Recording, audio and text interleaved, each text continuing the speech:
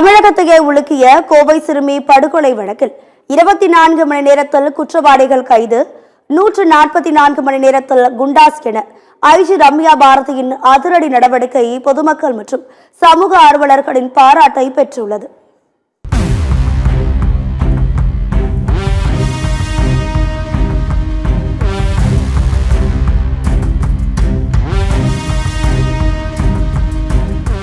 அண்மையில் அரங்கேறிய ஒரு கொடூர சம்பவம் தமிழகத்தையே ஸ்தம்பிக்க செய்தது.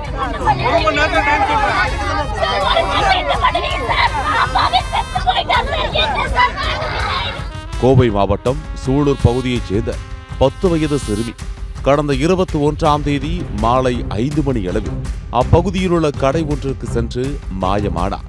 வெகு நேரமாகியும் சிறுமி வீடு திரும்பாததால் சந்தேகமடைந்த சிறுமியின் பெற்றோர் அக்கம்பக்கத்தில் தேடத் தொடங்கியுள்ளனர். ஆனால் சிறுமியை கண்டுபிடிக்க முடியவில்லை. இது குறித்து சூலூர் காவல் நிலையத்தில் சிறுமியின் பெற்றோர் புகார் அளிக்க 5 தனிப்படைகள் அமைத்த காவல்துறையினர் தீவிர தேடுதல் வேட்டையில் ஈடுபட்டனர். மறுநாள் கண்ணம்பாளையம் பகுதியில் உள்ள குளக்கரையில் பாலியல் வன்கொடுமைக்கு உள்ளாக்கப்பட்டு கொடூரமாக கழுத்தை நெரித்து கொலை செய்யப்பட்ட நிலையில் சடலமாக சிறுமி கண்டெடுக்கப்பட்டார். இதனைத் தொடர்ந்து அக்கம் பக்கத்தில் உள்ள சிசிடிவி காட்சிகளை ஆய்வு செய்து காவல்துறையினர் நடத்திய தீவிர விசாரணையில் இரத்தத்தை உறைய வைக்கும் இந்த கொடூர செயலில் ஈடுபட்டது. அதே பகுதியில் வசித்து வரும் நாகப்பட்டினத்தைச் சேர்ந்த 33 வயதான கார்த்திக் மற்றும் பாரதிபுரத்தைச் சேர்ந்த 30 வயதான மோகன் என்பதும் தெரியவர உடனடியாக இருவரையும் கைது செய்தனர் சூலூர் காவல்துறையினர். இதில் காவலர்களிடமிருந்து தப்ப முயன்ற முக்கிய குற்றவாளி கார்த்திக் மாடியிலிருந்து குதித்ததில் கை மற்றும் கால் முறிவு ஏற்பட்டு கோவை அரசு மருத்துவமனையில் சிகிச்சைக்காக அனுமதிக்கப்பட்டார்.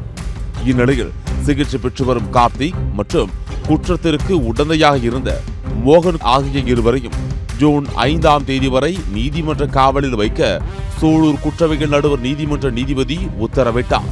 இந்த வழக்கில் குற்றவாளிகள் இருவர் மீதும் கடுமையான பிரிவுகளின் கீழ் போக்சோ சட்டத்தில் வழக்கு பதிவு செய்யப்பட்ட நிலையில் கோவை மேற்கு மண்டல ஐஜி ரம்யா பாரதி ஐபிஎஸ்ஸின் அதிரடி நடவடிக்கையால் குற்றத்தில் ஈடுபட்ட இருவரும் எளிதில் ஜாமீனில் வெளிவர முடியாதபடி ஓராண்டு சிறையில் அடைக்கும் வகையிலான குண்டர் தடுப்பு சட்டத்தின் கீழ் சிறையில் அடைக்க கோவை மாவட்ட ஆட்சியர் பவன்குமார் அதிரடியாக உத்தரவு பிறப்பித்தார்.